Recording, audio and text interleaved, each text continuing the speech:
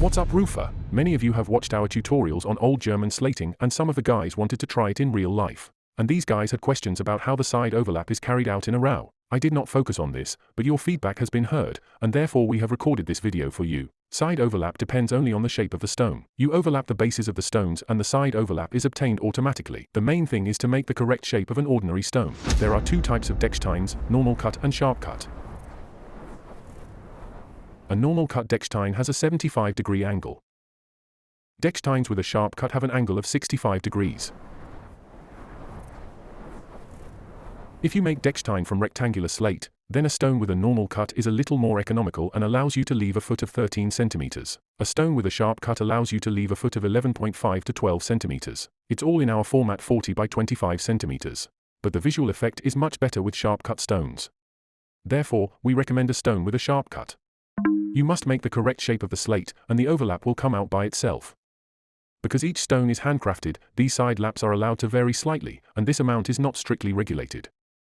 The base of the stone is the Fuß zone, overlaps the previous stone by 1.5 centimeters. An important detail, that part of the stone that remains inside and is covered by the next stones, we must process from the front side so that there are no chips that pull water. Let's see how to economically make two Decksteins out of rectangular slate. For example, let's do it from a 40 by 25 centimeters format. Let's first make two identical Decksteins. Let's cut the stone in half. On this line you cut with a guillotine. We make a stone with a sharp cut and we have this angle of 65 degrees. This part of the stone is called Fuß in German.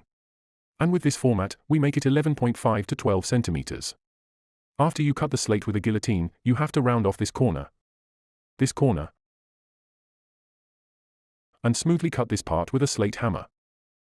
On the first stones, you can outline each stone, but strive to continue to do this without drawing, it will be faster. After a little training, the hand itself will feel how to cut. Remember, the hand has its own separate intelligence, develop it in everything.